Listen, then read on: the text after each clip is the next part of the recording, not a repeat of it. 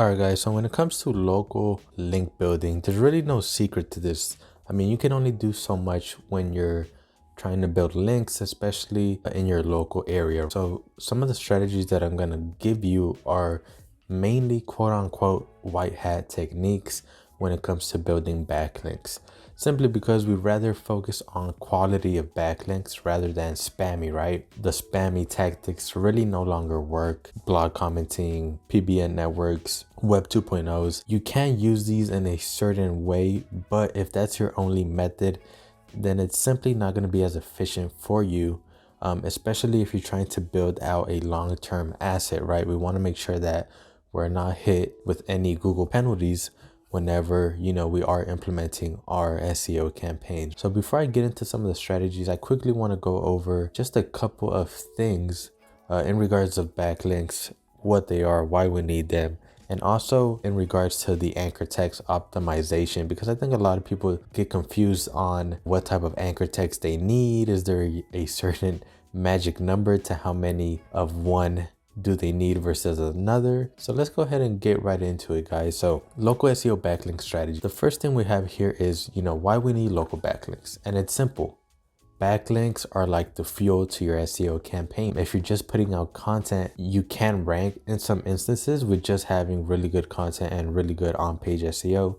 But for more harder keywords, you will need backlinks, especially in these harder cities like Dallas, New York, Chicago, where there is a lot of competition. Everybody is getting backlinks, whether they're acquiring them for free or they're paying for them. But some of the main reasons we need local backlinks is, one, they increase the authority score, right? So your DA or your authority score, your domain authority score, it's really a matter of increasing in Google's eyes how strong your domain is. So if, let's say, you're going against a website that has 10 years on Google and you just created your website 2 weeks ago, then you really have no domain authority, right? Google's not going to trust you. You don't look like a credible source, right? Simply because you don't have the strength of these other websites that have been on Google for years and years and years and have been acquiring backlinks for so long. One of the main reasons is you do want to make sure you're building up your website's authority score over time. And one of the best ways to do that is by acquiring quality backlinks. Second reason is because it builds the relevancy with Google, especially for local SEO. This is very important, guys. Google has publicly stated that a large portion of their local SEO ranking factors is the relevance of your business to whatever area or city that searcher is in, right? So relevance plays a huge emphasis in local SEO, especially for Google Maps, right? And the third reason is it increases your trust with Google, right? It's a backlink is kind of like a vote, like another website is voting for you. They're vouching that your website and your content is credible, and website sees that as a trust signal. So that's very important, guys. So these are some of the three main reasons. Of course, also obviously they help with ranking your pages, which is another important factor. But these are the main overall 3 points that backlinks do help you with. And this is basically just a quick image that I pulled off of Google that basically quickly shows you exactly what a backlink is. One website linking to another. So website A, they have an external link to site B, and this is site B, right? And now site B has a backlink from website A. And that's all it is, guys. It's just one website linking to another. Now let's go into anchor text types, guys. So basically, you have 4 different types of anchor text that you could build. One is exact match. That's just exactly what keyword you're targeting, right? So if you're a Dallas roofing guy, your keyword would be something like Dallas roof installation, right? This would be something you want to rank for. So an exact match anchor text would be if another website is linking out to you with this exact keyword. That's an exact match. Then you have partial match. So basically part of your keyword. So it could be something like, get roofing installation services today. That could be, like a partial match, as it has roofing installation in the actual keyword, but it's not the exact match. Then you have branded, which is a pretty common one, where it's just the company name, whatever name of your company. That's pretty much what it means. And then you have the URL. This is another common one where it's really just your naked URL, whatever your website is.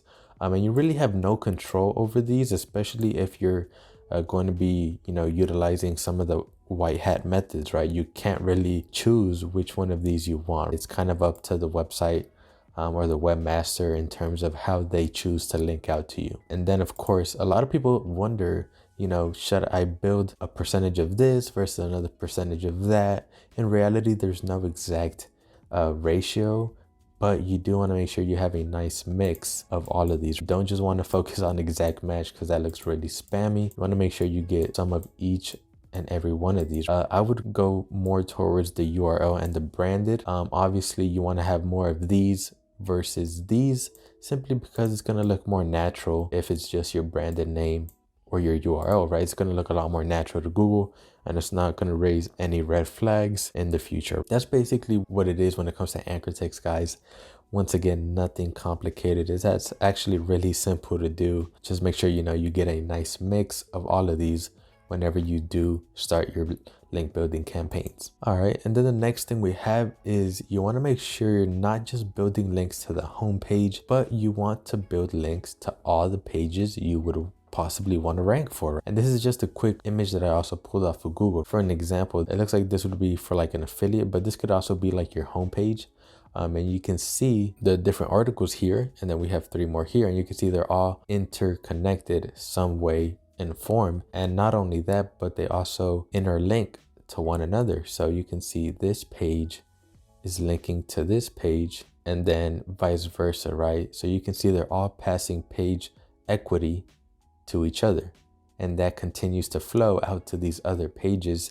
Even if you haven't built any links to them, that link equity is going to transfer throughout your entire website structure if you have it properly set up right. So this is very important, guys. You want to make sure that your pages are linking to one and another whenever you are building your backlinks to the different pages, right? So you'd want to build pages to this page. You want to build pages to this page. You want to build pages to this page. And then that link authority is going to flow throughout your entire website once you start acquiring more and more backlinks. And that's really what you want to do, because that link equity is going to pass and flow throughout all the pages on your website if they are linking to one another. And that's really all it is, guys. Don't just focus on one page. Build links to as many pages as you want or can. But of course, at the beginning, you want to make sure you do get a good majority of your links pointing to your homepage, especially if they're like citations, right? Most of your business directory websites should be linking to your homepage, simply because that looks the most natural. If you were doing like a guest post, then you can link out to like these other pages, like service pages, or product pages, or whatever the case may be. Now let's get into some of the different methods, guys. The first thing we have is business directory, guys, and that's just citations, whatever you want to call them, your Yelp, your Manta, your Yellow Square. And of course, then you have, local business directories, you have niche specific business directories. And basically what you want to do is you want to build as many of those out as you can. And most of those give you a no follow.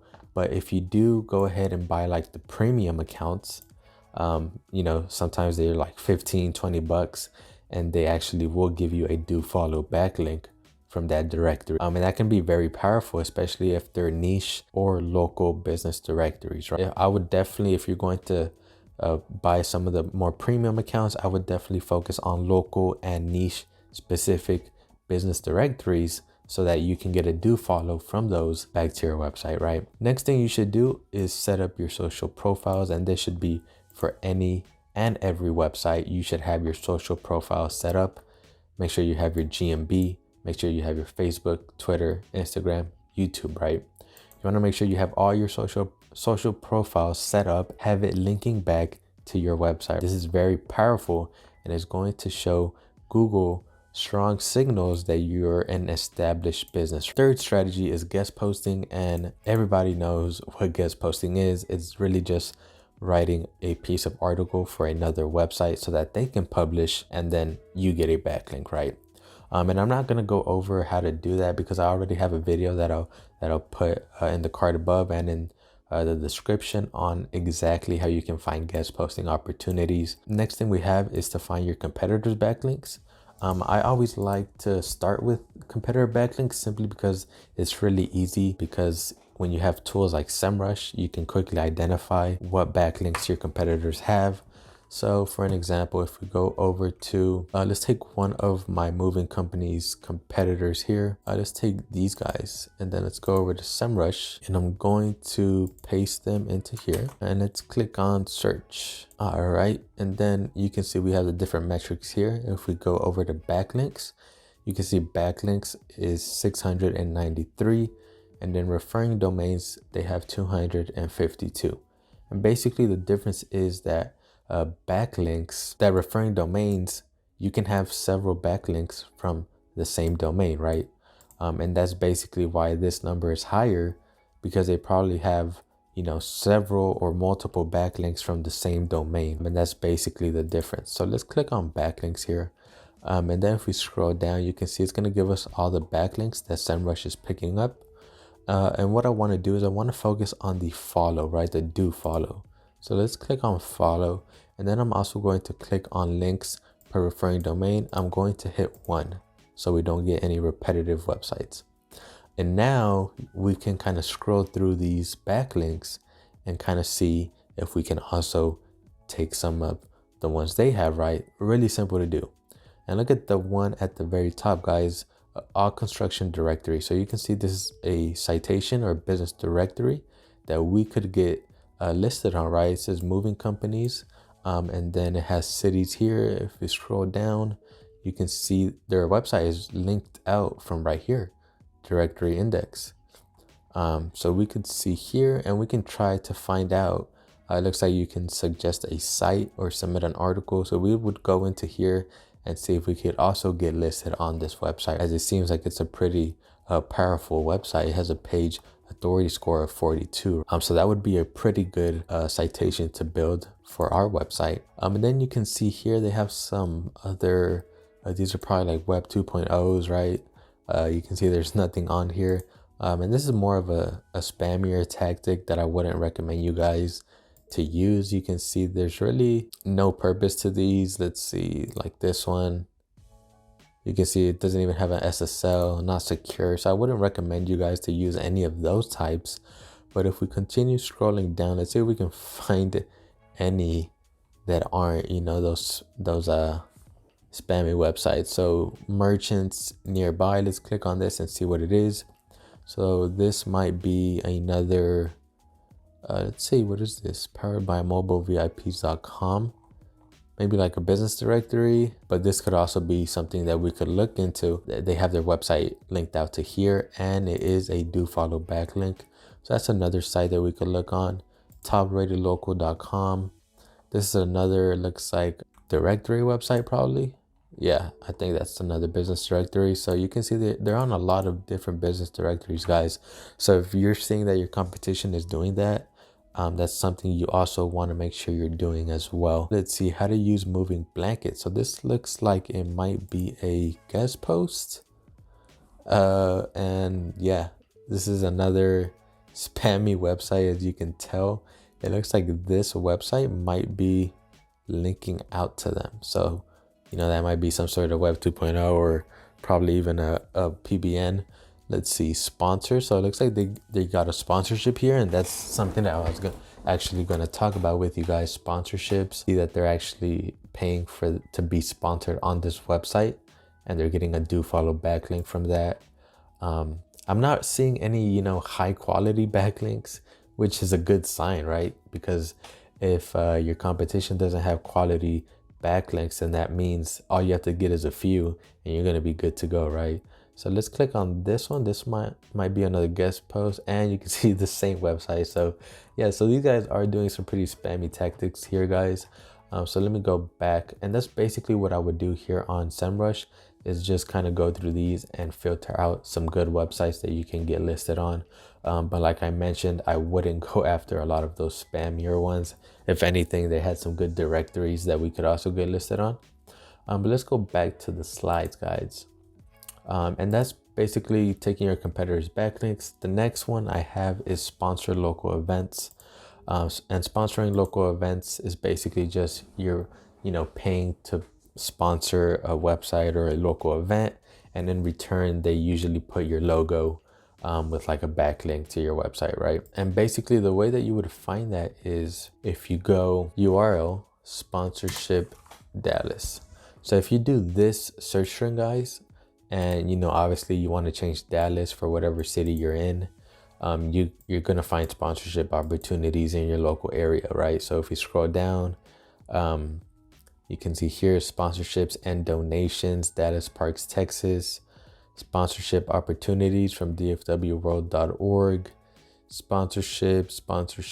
So I would probably go through the first 3 pages, guys, because some of these are pretty expensive, as you'll come to find out.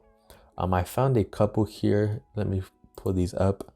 So like wifdallas.org, they had a sponsorship page where they're looking for sponsorships, and you can, become a sponsor for as little as $100 to $4,000, right? So if this was in your budget, you could just contact them to sponsor whatever they're doing.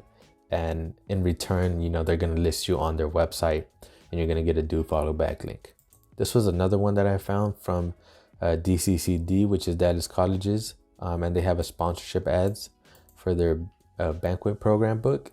And you can see you can get a full page ad for $200, right? So it's really inexpensive here, guys. Really, any of these you can get, you could pay for, right? Anyone can afford this. Those are just a couple sponsorship that I found here in Dallas. Like I mentioned, use this search string right here in URL sponsorship, and then put whatever city you're in. Another good one that I highly recommend is press releases, guys. And you can find these. They have some pretty good services on legit.com. They have some pretty good vendors there. It's probably around $100, but you get listed on a ton of news and media websites, guys. And I'm gonna show you the right way to do a press release. Basically, we just did one for a client of mine's. Here it is, Boutique Moving Services. And we basically launched a press release as, they got a website redesign.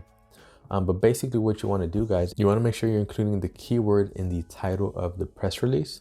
So you can see we have moving services, and then we also have Bay Areas of California, because this is the location that we're targeting. And of course, they provide moving services. You want to make sure you have keywords in the title. You want to make sure you're linking to your actual website.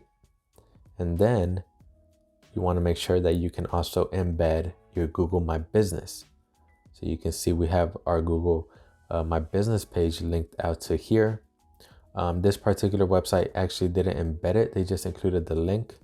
But let me take a look, because I saw that another website actually had it embedded. Let's take a look at this one right here. So these guys actually included our logo, and then they actually embedded our Google My Business map, right?